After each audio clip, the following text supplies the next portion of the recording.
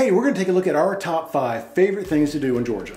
Hi, we're David and Amy Vender, real estate agents in South Metro Atlanta. Dave's a native and I've been here all of my adult life. So we just want to share a few of our favorites with you today. But before we get going, hit that like and subscribe button. And if you like it, please share with your friends. So we're going to start off with Callaway Gardens. It's about an hour and a half south of Atlanta.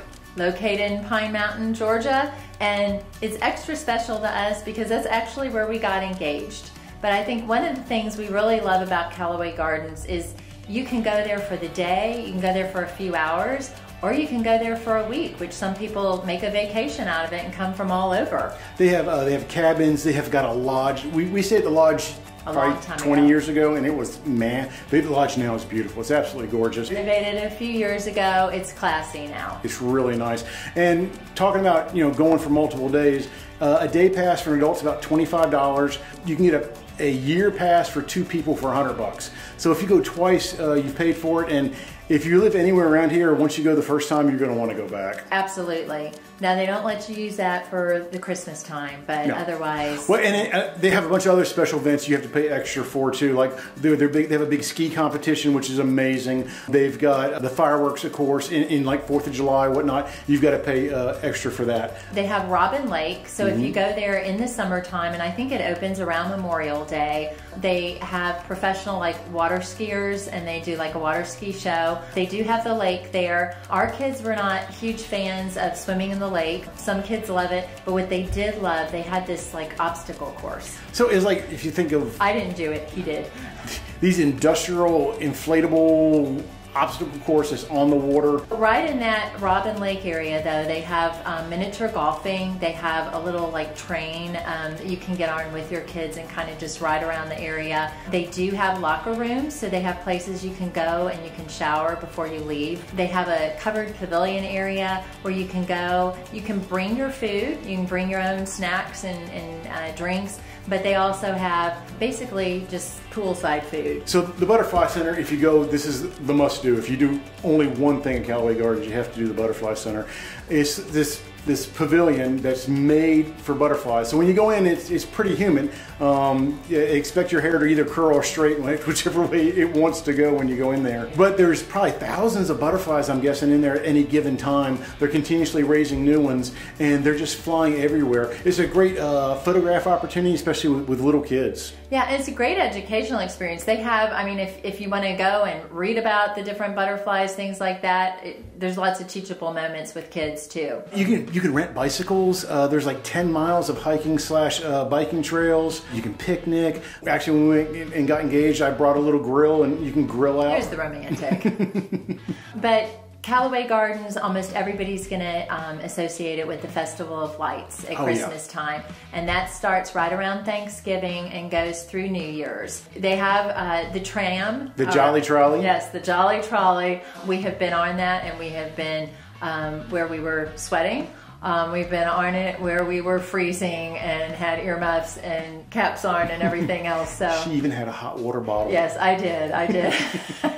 Full disclosure. But they play the music. It's a lot of fun. There's different scenes that you ride through. Now there are certain nights that you actually are able to cycle through it. So We've never done that, but it's on our bucket list to do this year. It is, and it's awesome. And you can also drive through in your car. The thing is, in the car, you just don't really get to see all the lights and everything as much as you do either on the bicycle or on the Jolly Trolley.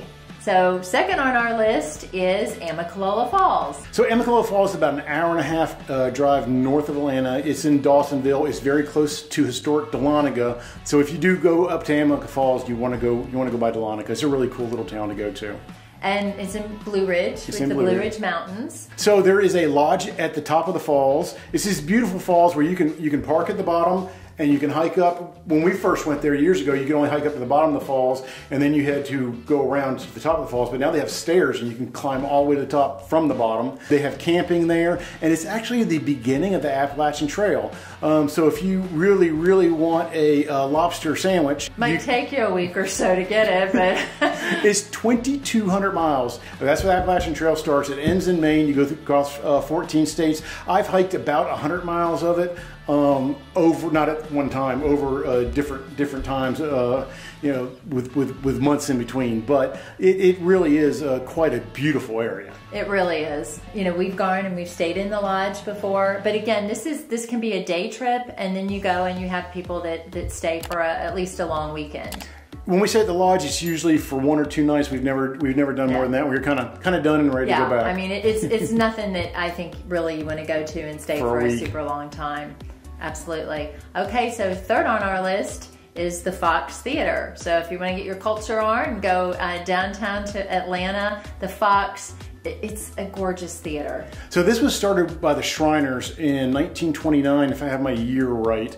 But because it was started by the Shriners, it has a very Arabic feel to it. And when you're sitting in the theater and you look up, you can see the sky. When it gets dark, the stars come out. It makes you feel like you're outside. They do, of course, concerts. They do stand-up comedians. They do Broadway plays. And they even do movies in the summertime. And every once in a while, they'll play, what's our cartoon that we like so much? Oh, Aladdin? Aladdin.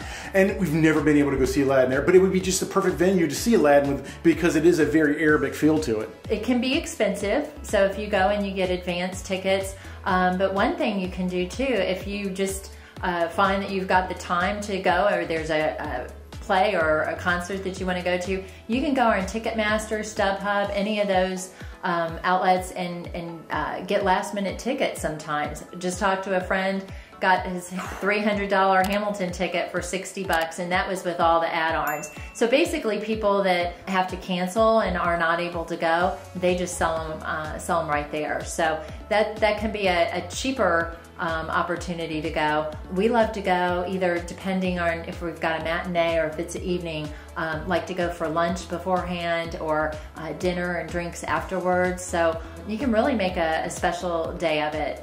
Our daughters love to go with us to that. Saw Wicked there. We're getting ready to go see Frozen this summer. It's just a really awesome place. So fourth on the list is Mercers Apple Orchard, and this is up in the North Georgia mountains as well. They recently added a winery to their location, but I haven't been to the winery yet. But what they're really famous for, and you got to buy some and bring them back to your friends when you come back, is they have these fried pies, and their fried pies are amazing. Of course, they have apple fried pies, but they have a multitude of other flavors as well. Get a big box. Eat one for yourself, then bring it back and make a bunch of friends when you come back home. Yeah, they have a restaurant there.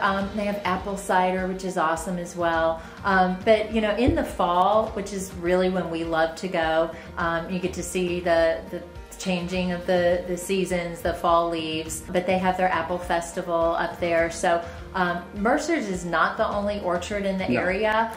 It just happens to be our favorite, exactly. But there's a bunch of other ones up there too. It's one of many, but we love to go, and you know, when we go in the fall, I also like to get my pumpkins, so they have those in plenty as well. So number 5 on the list. The Fred in Peachtree City. This is an outdoor amphitheater. It holds about 2,500 people, and they do, again, kind of like the Fox. They'll have stand-up comedians, they'll have concerts. They don't have Broadway plays though, but they will show movies in the summertime. So Peachtree City is our hometown. It's a planned community, so it's near and dear to our hearts, but one of the rarities about Peachtree City is the golf cart. I think we got noted as one of the 100 most weirdest cities. Oh, because of the golf carts? Because of the golf carts. But we have over 100 miles of golf cart paths or trails that are used for the golf carts. And so we take the golf cart to the Fred. And literally, the Fred is kind of in the woods, and people are parking their golf carts all in the woods behind pine trees, wherever they can fit them in. You get a lot of places you can't get cars. Exactly.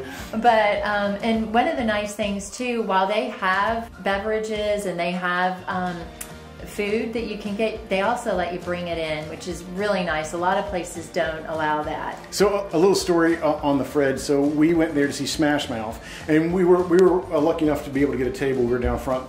Guy at the table next to us brought his bar in a bag, and he was making gin and tonics, and the lead singer for Smash Mouth said, "Gin and tonics? You make me one?" made it up, handed it up to him. I mean, he was already smashed. I'm sure he probably was. But it really, you can bring your own charcuterie board. You can bring, and of course, if you have a table, you can do more. If you're just sitting in a regular seat, you know, you got to kind of call that back because you only have so much room. It's real hometown feel. You're going to see a lot of your friends like we do in Peachtree City, but people come from all over. It's not just for folks that live there. Of course, if you do go and you do a lot of drinking, you can get a DUI driving a golf cart. Yes, FYI, so be careful. So those are our top 5 favorite things to do in Georgia. If you have any of your own, please put them in the comments below and maybe we'll put them in a video in the future. See y'all later.